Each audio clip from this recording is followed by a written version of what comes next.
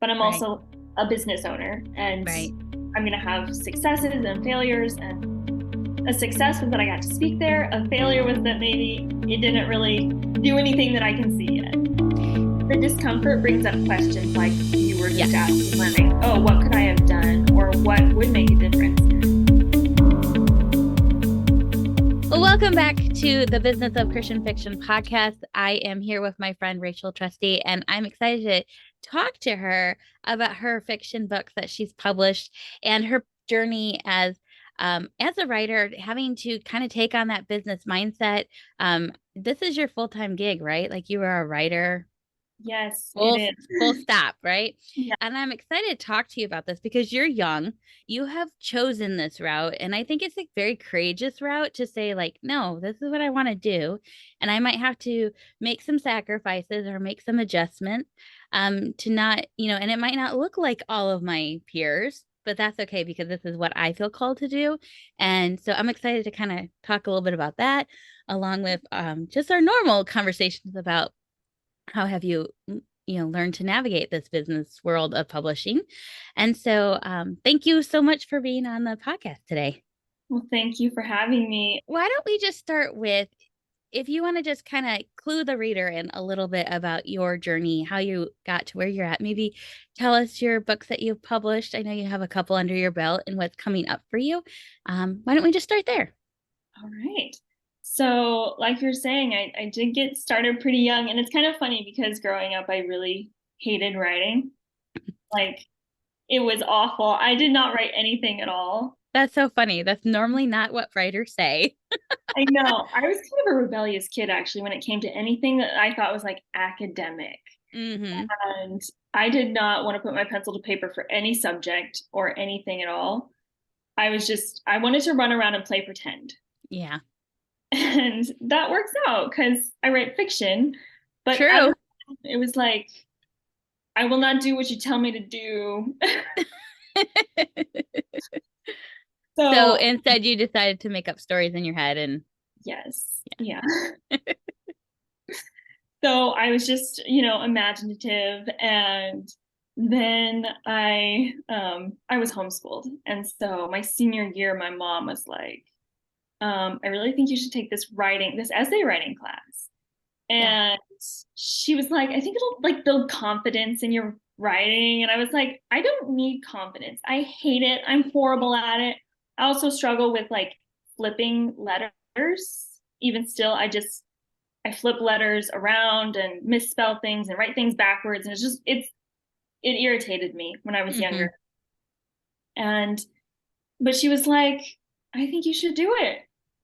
And so I did it. And I did really well in the class. It was like, what is that? I don't even know what it's called now. It's like creative essay. It wasn't like okay, the yeah, college essay. It was something a little more fun than that.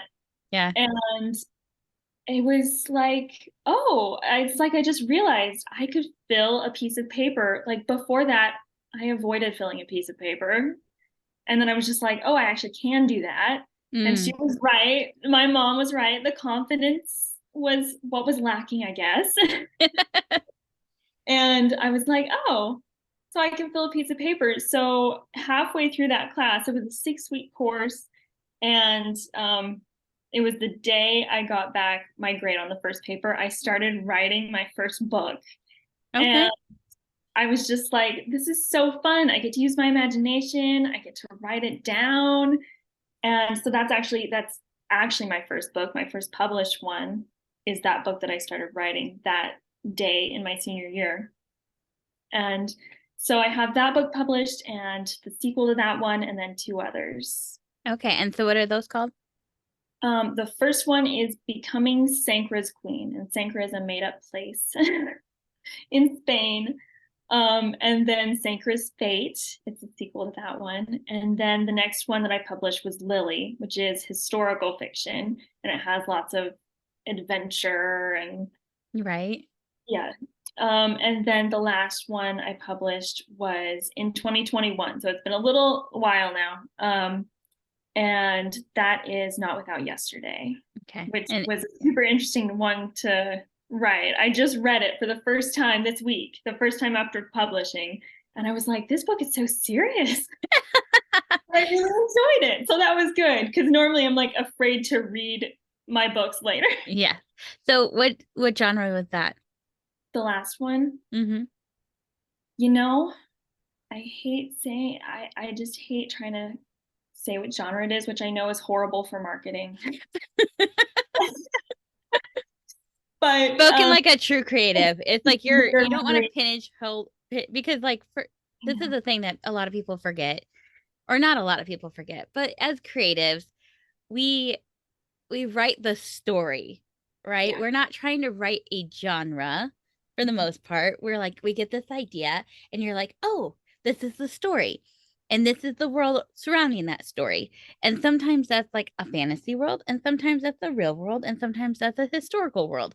And it's hard to say, like, this is a specific genre sometimes because sometimes it feels like it doesn't really fit into a certain genre. yeah, And so, yeah, it does make it hard to market because marketing is very much based on clarity yeah, and like if you like this, then you'll like this. And so like genres give the buyer a clarity yeah, that you, the writer, don't necessarily have when you're crafting the story. So it's a right. very weird tension that we have to sit in as between writer and business owner. Mhm. So, Yeah. but if you were to venture a guess, what genre would you say that is? I usually say literary fiction Okay. for most of my books, even if it's like historical fiction or whatever. I say literary because my books are based off of a character first. Mm, yeah. So that's really what motivates the story. And then this last one, I wasn't even sure if the genre was like fully defined for people, but I have looked into it and it looks like it is. So I say trauma fiction. Didn't realize that had to be, which makes sense that it's becoming more of a Yeah. genre. That Yeah, I makes think sense. so. And I think it's like a useful genre too. So it Agreed. has some serious topics and I wrote it during some recovery from PTSD and it was just really it used all of those emotions and so makes sense for that to be the Hmm. genre. Yeah. So, are you working on anything in particular right now? You said I it's been a little bit since you last published. So, what Yes, are you working on? I'm anxious to kind of get projects wrapping up here. I was working on, and it's kind of interesting. I decided after the last book, which was really serious, and just some struggles I was going through, I was mostly reading rom-coms. Mm, And I was like, I want to write, but I don't want to think of anything serious. And a lot of my writing has been topics that are just more a little heavier, mm-hmm. a little more serious. And I was like, I want to try a rom com. And Okay. so I wrote a rom com and I Okay. have not published it. And I've been working on it and I've edited it a couple of different times. And it was just not clicking. Mm, And I'm not sure why still. I'm still trying to work it all out. But last month I was like, okay, I that's not clicking for me. And so I'm going to write something else for a little while. okay. And so I just started writing a story last month. It's still very new. I'm just rough draft. I write everything by hand first. Okay. And so that's what I'm doing right now. And that is young adult. That's a definite genre. Okay. Well, that's interesting. I love that you are open, like you're open as a writer to follow kind of, okay, this is what I would like to do, but this is not working. So let's pivot a little bit and you're not pigeonholing yourself into that Yeah, and I realize that I bullshit. am young and very new to everything. So I am, you know, like I'm open to not being, maybe that's not the genre that I'll ever be good at writing. Mm. But it's fun to still write it. I think that brings up a really good point about the difference between writing something for yourself and writing something for a reader. Because, like you said, you're like, oh, I want to write something that's just fun and I'm going to explore that. But at some point, you're like, this is not clicking. This has been fun for me, but it's not going to click for a reader. And so you have to be able to evaluate the product that you're crafting and say, like, is this just something for me as a writer having fun? Or is this something that I'm going to turn into a product that goes out into the world? and Yeah. has marketing behind it and has, promotion behind it. And so I think sometimes writers forget that step. They Yeah. forget to like pull back the lens and say, okay, this might have been just for me. And I have books like that. Like my very first novel, Definitely. very long historical fiction written in ancient Rome, set in ancient Rome. Oh, And ancient I Rome. love the story to this day. Love it, love it, love it. That book will probably never see past my computer, right? Like it's something that I loved, as like it means a lot to me, and Mhm. it means a lot means a lot to me as a writer. It's my very first novel that I actually completed, but Yeah. I look back on it and I'm like, it I would have to do a pretty major rewrite, first of all. I've learned a lot since then. I mean, I was 16 when I wrote it, Oh, but yeah. I have not felt that it would benefit my reader Mhm. so far. Yeah. But maybe in the future it would, if I could wrestle with how much would it have to pivot or adjust or be revised in order to make that crossing over that line between like this was a fun thing for me or this is actually beneficial to my reader. So there is Yeah. a line there and you kind of have to learn how to navigate that. Yeah, So I love that. oh Like it's a benefit. Yeah, I just never I think about that a little bit, but just not quite in those words. Like that's value. Like yeah. whatever I write is value, but it's value to me, value to someone else. It's different things. Mm-hmm. And I think we have to remember that as readers that not everything we write is for somebody else. Yeah. And that's okay. It's not a waste of time or of energy because we as writers, that's how we process the world a lot and it's how we practice our craft. So like, like we have to write Yeah, in order to get better at it. definitely. So for you as this writer who crafted something very like became a lover of writing kind of Mhm. later in your childhood. You're Yeah. still not that late, but later on. Yeah. How did you get to the point where you're like, okay, I'm not this is the thing I want to do full time. This is where I want to put my time and energy. How did you kind of come to that point where you're like, okay, this is what I'm doing?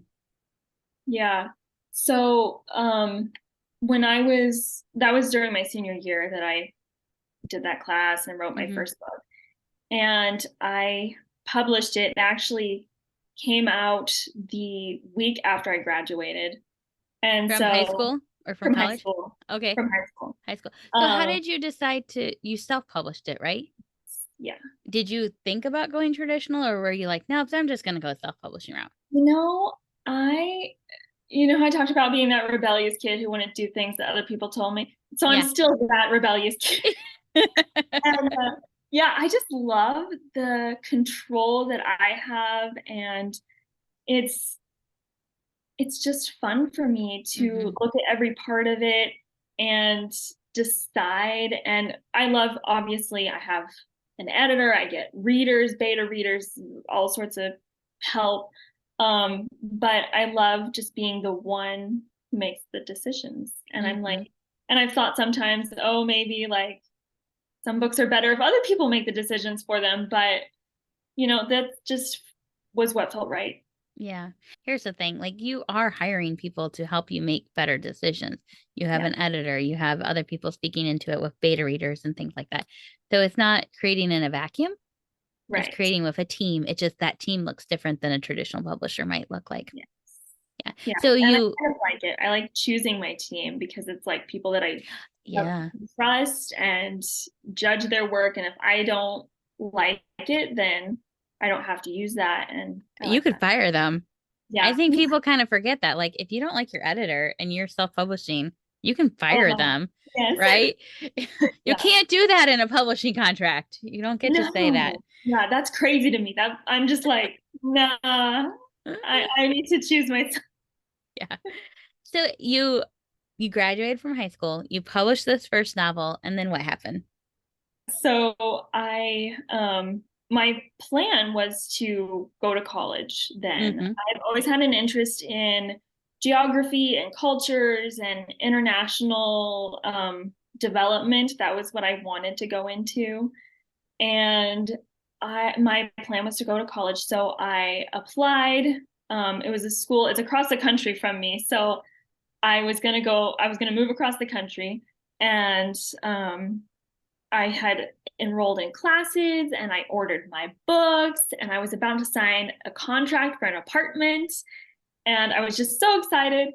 And which is kind of funny also because academics is, it still wasn't my, you know, Your first love.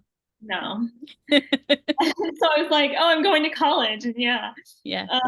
But I just thought it was what I was going to do. And then one day my mom, and I don't remember this specific moment, and I'm like, maybe my mom made this up, but she's been smart in the past. So, Yeah. but she was like, you know, you don't have to if you don't want to, like, go to college.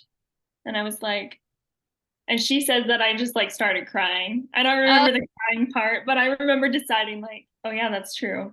yeah. And I really don't want to go to college. And I don't know, it just wasn't at the time. I was like, oh, I just really don't.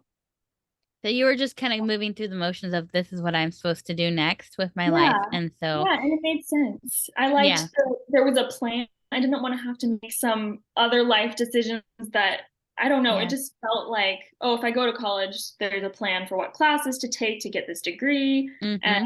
I'll be here during these months. And it just felt like I didn't have to make a decision. Yeah. Which is, you know, I was 18 turning 19 and who wants to be grown up?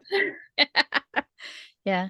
So yeah, I decided not to. And then I started writing full time because I was like, well, I really love this. And Mm-hmm. I continued to write after publishing that first book. And I was like, well, I really love this. So I started doing it full time.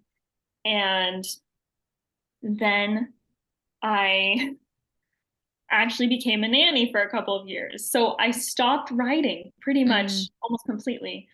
Um, and I was a nanny for 2 years, actually living across the country, like an hour away from the college I was gonna go to. Oh, that's very ironic. Yeah, it was, but I loved the area. It was super fun, and I was there for 2 years.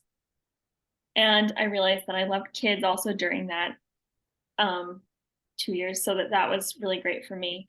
But then I got super sick and I had to move home because I couldn't take care of myself Mm-hmm. physically.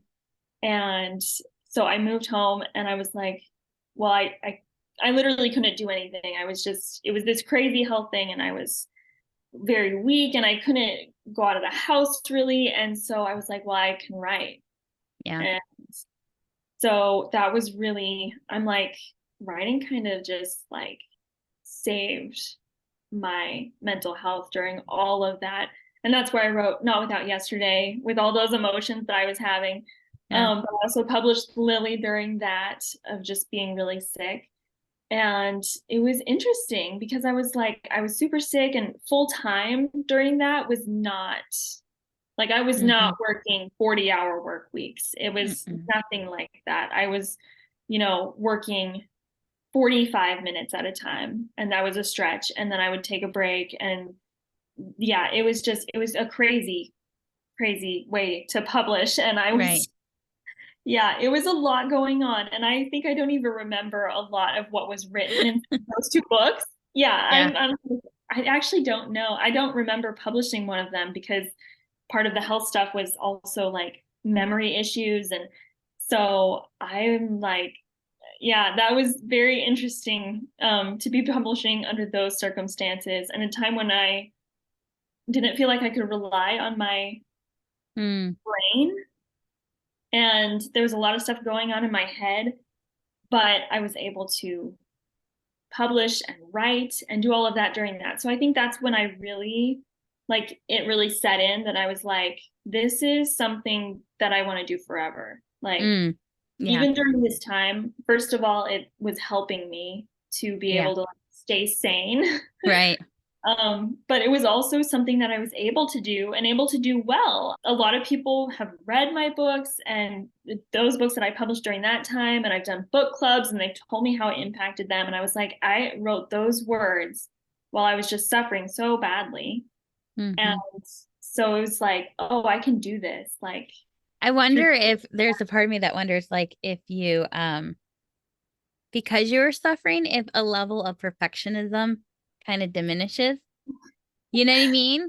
Like Yeah. there's a little bit less of a um you're a little bit less hard on yourself and it just more willing to let creativity come forward and not be judgmental of it because you don't have time to be judgmental when you're suffering, right? Like when you're dealing with when you're chronically ill or chronically like just having a hard time, you're like, okay, I'm just going to write what's on the page and it's going to get out today and I'm not going to go back and analyze it and pull it apart because I Yeah. can't live like that. I have to just keep moving forward.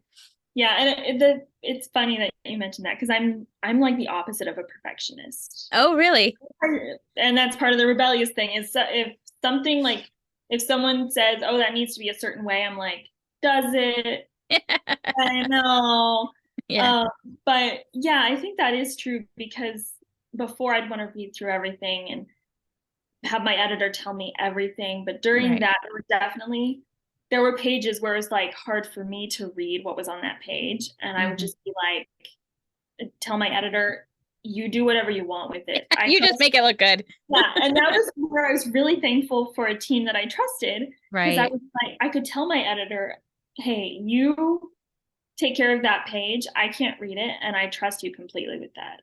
Mm, I didn't have to read it. And I still haven't read it. that's funny.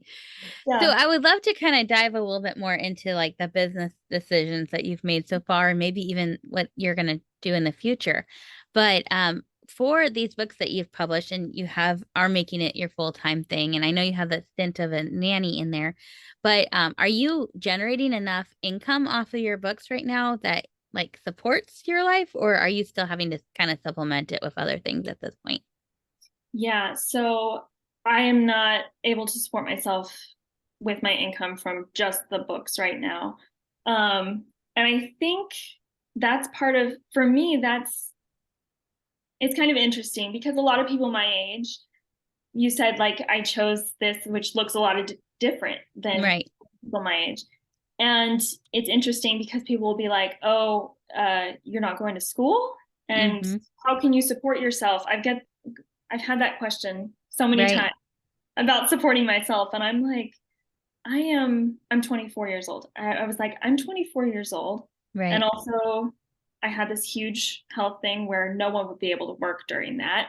Right. And that was 3 years long. And I was like, this is like, if I went to college, Mm-hmm. this is kind of like my college, I tell them, Right. because I'm like, you spend money on getting your degree and you have training and like years of practicing, learning. And that's where I feel like I am. I feel Mm-hmm. like probably by now I'm more in a graduate. I'm Right. transitioning from undergrad to graduate level, Mm-hmm. but it's still something where I invest and it's not something where I am making a living and I'm all cozy. Right.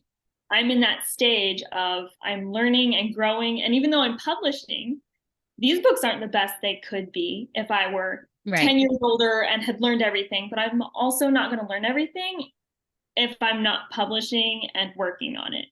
So that's what I tell True. people. I'm like, this is my graduate school. Mm-hmm. I'm not making a living. I have another job that I'm starting right now, actually. And Yeah. I'm going to work in an ice cream shop for who knows how long. But yeah, it's kind of interesting because that's where I'm at. I'm in school still. Yeah.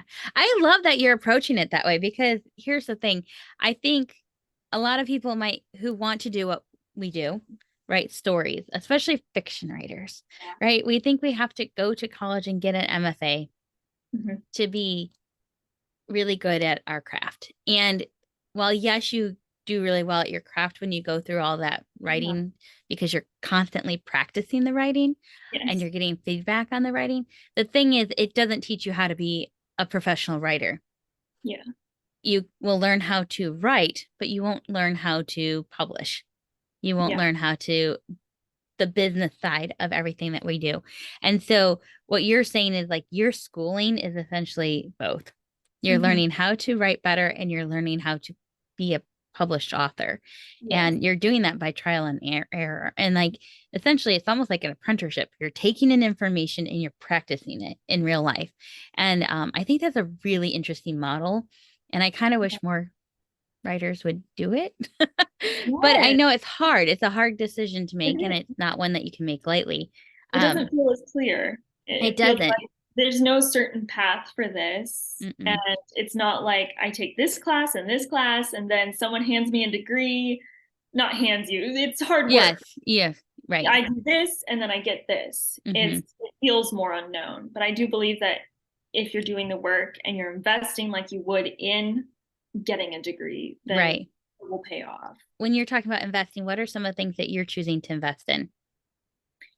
Yeah, so first of all, my time. Hmm. I think that's a big one that I've thought about lately is just balancing because I need to make money. And Hmm. I think it's the same thing that all Yep. people in school or whatever just have to deal with. Yep.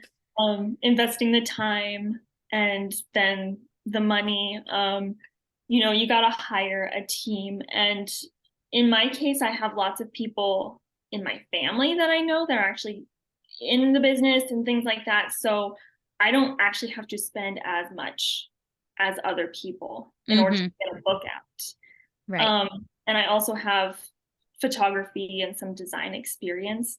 So I actually do my own covers, which Mm. is part of what I love. I love that control and that creativity. So that's something that I enjoy doing myself, which I would not do if I did not have those skills already. I would Right. for Right.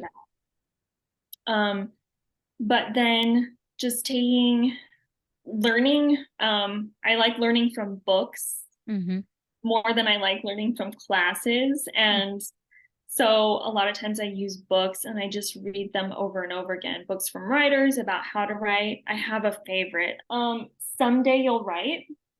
And that's a new one. I haven't heard that one Yeah. before. Well, it's not new. It's pretty old, I think. When is it? It's by Elizabeth Yates, which she wrote a book I Oh, really liked as a kid, 1962. yeah. So yeah, I love this one.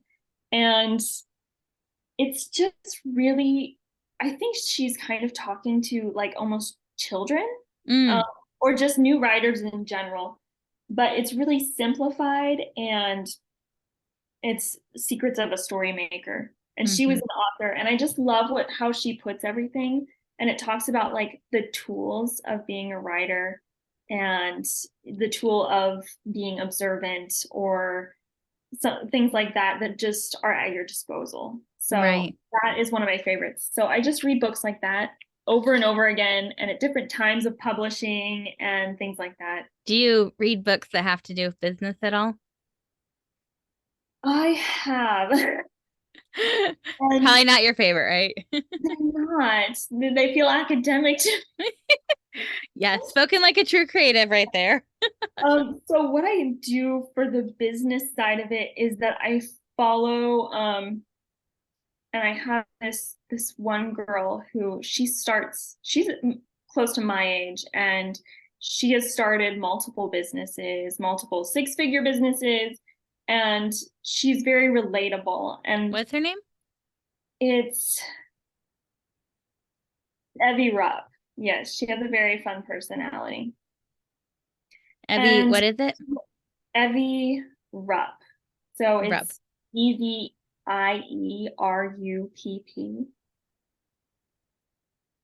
Okay.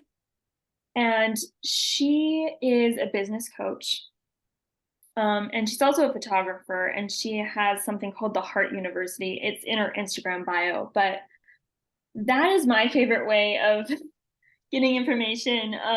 For the business side, is just in smaller snippets like that because that's how I learn best for that type of stuff.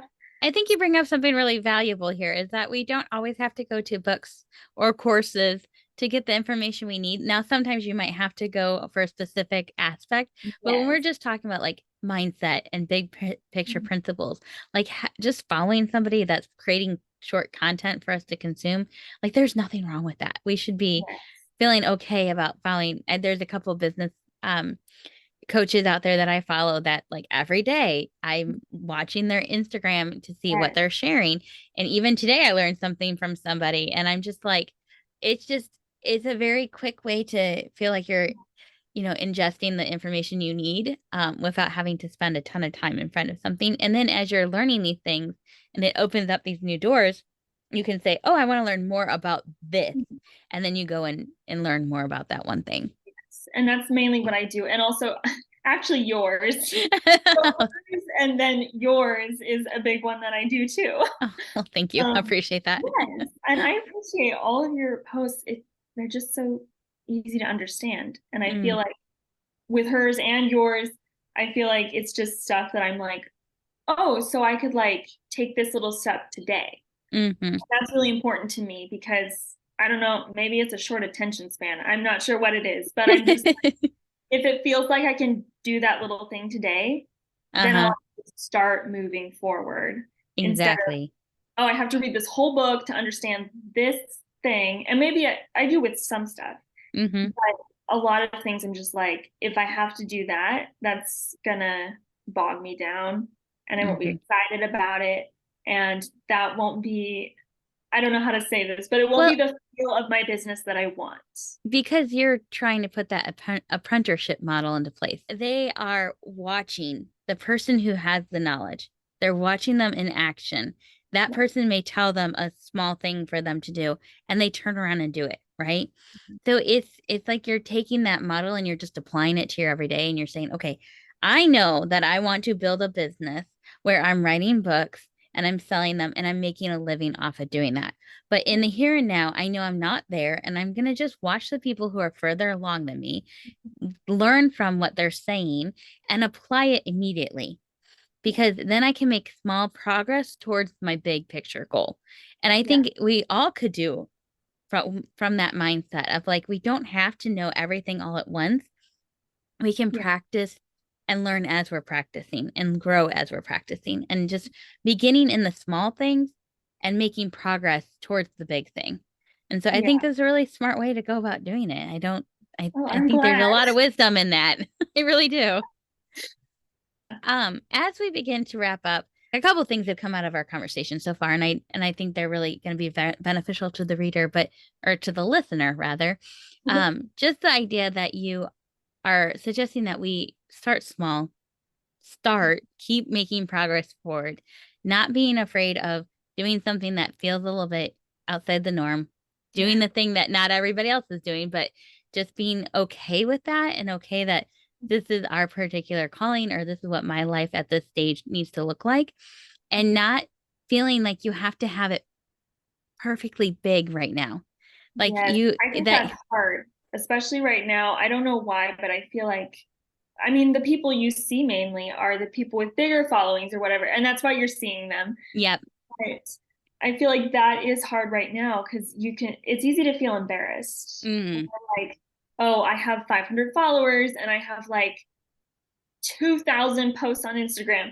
And it's just like, oh, is that embarrassing? Or I try to ignore it mainly is what I mainly do. Yeah. It's hard. You're right. I like that you said that it can feel embarrassing, because it can feel embarrassing when we're like, we know what works because all these people are telling us this works, and we know this is what we're supposed to be doing, but it's not moving along as fast as they all say it should. And where do you go from there? Like, how do you take that? How do you run with it and navigate it?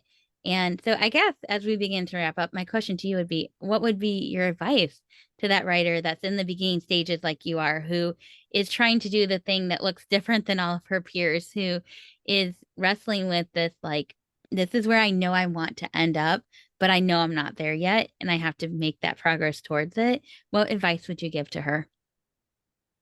I feel like this is going to sound cliche or something like that, but the first thing that comes to mind is just don't take yourself too seriously. And it's okay to be like starting out, and starting out doesn't mean that like, okay, I've been doing this 2 months. I saw someone on Instagram the other day. She had her account, she started a year ago, and I didn't realize. I've been following her for maybe a couple of months.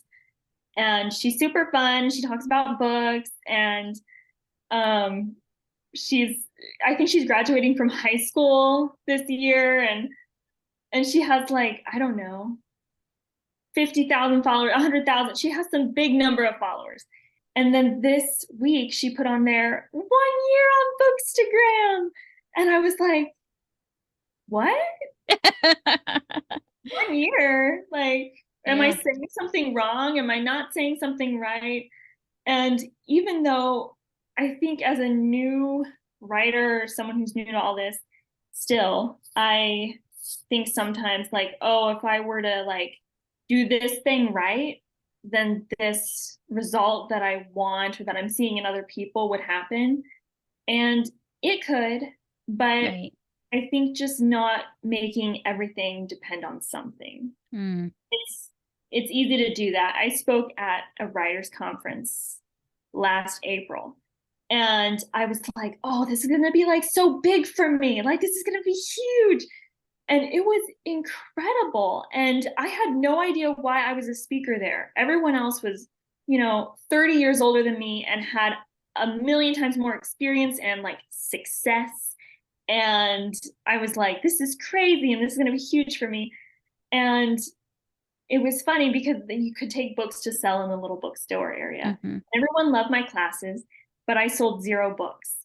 And I think I maybe gained 2 followers. Yeah. And I was like, okay, that's interesting. And it just made me feel some things. And I was like, that is very interesting. So I think the main thing for me, and that I would tell someone is just look at what you're feeling and be like, that's interesting. Just observe it a little bit and Mm. don't think, oh, I have to take that so seriously. Because Hmm. it is a business as well as being creative, it's also a business. And I think if you're like so devastated because it feels a certain way or something, you don't have to be devastated because that was disappointing. That was Right. disappointing. And if I think about it, I'm still like, that's kind of disappointing. Right. But I can look at that, I can feel that, and that's okay for me to feel. But I'm Right. also a business owner and Right. I'm going to have successes and failures. And a success was that I got to speak there. A failure was that maybe it didn't really do anything that I can see yet. Couple things I want to respond to that with. The first being, I totally agree with you that we have to acknowledge the disappointment because it is disappointing. Yeah. So we're not going to brush that feeling aside, but we can't stay there Yeah. because if we stay there, we're not going to improve and do better next time. Right. And I think that's where we have to have like the business hat on. The writer side of us is like hurt, right? Emotionally hurt. Sensitive. It's Like like, our oh, creativity, our like creative soul is hurt. But yeah. as a business owner, our job is to say, okay, well, why didn't it work? What could I have done differently? What could I do better? Not taking on that like victim, like, oh, woe is me. Nobody likes me. But rather, okay, what could I have done better during my sessions to promote my books in the bookstore? Yes. What could I have done better during those sessions to maybe direct people to buy from me after the conference or to follow me in that moment? Could I've taken like something I notice some speakers do. They have people sign up for their email list in the session. They give them Oh, kind of a lead magnet, yeah. they give them some kind of like incentive to sign up, but they pass around the sheet during Yeah. the event. And I think just even small things like that, right? Like, okay, how could I have captured your lead out of this captive audience? I literally had people Yes. sitting here talking to me. What could I have done better to turn the sale? What could I have done better to solidified a following? What could I have done better to made that sure that that engagement continued after the session was over? And so we have to think like that. We have to be Yeah. constantly And it's analyzing. great. The discomfort brings up questions like you were Yes. just asking, like, oh, what could I have done? Or what would make a difference? Because after that, I was able to look back at the conference and be like, oh, I noticed I went to this person's class and I signed up for their email. And I Right. I bought their book after. I was curious about them after. And I thought of like what happened in their session and made me do that. And that Yeah. made a difference. Yeah.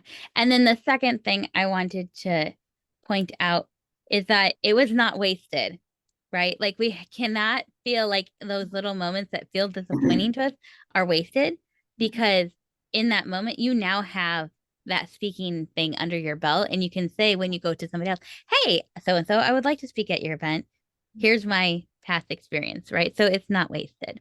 So I think that is all very important for us as business owners and as creatives to make sure that we welcome the feeling, but then to be analytical too, and not just lose it as a, not have it be a missed opportunity for learning. And Yeah. so, because nothing's wasted. No. Well, I have enjoyed talking to you, Rachel. I think it is such a needed conversation. There is no, we shouldn't despise our small beginnings, and we should welcome them as learning opportunities. And I think this is a really great conversation for that. Before we go, why don't you tell us where you hang out on the internet so we can hang out there with you? Oh, yeah. So I am mostly on Instagram. I like to focus on one social media outlet for now because I'm not a social media person. Yeah. I don't know if it's the age or what. I just missed the tech savvy era. But yeah, I hang out on Instagram, and my handle is at by Rachel Trusty. By as in like this book is by Rachel Trusty. And I like to do a lot of fun stuff on there. And also I will be announcing on there soon. I have a fun email list thing coming up. So I'll be announcing that pretty soon on there too. Oh, so fun. Well, for those of you who are listening, make sure you go check out Rachel and on Instagram, and check out and keep watching for that announcement. And if you have a friend who is also in the beginning stages of their business and could benefit from this conversation, would you please pass it along to them so that they can learn from Rachel's um, wisdom beyond her years, quite honestly, and her beautiful spirit and desire to just be in a posture of learning and growth, and making progress for it. And so, Rachel, thank you so much for being here today. I really appreciated you coming on here and having this conversation with me. And thank you for having me, Rachel. And I hope you, the listener, will join us back here next week as we continue this conversation on the business of fiction.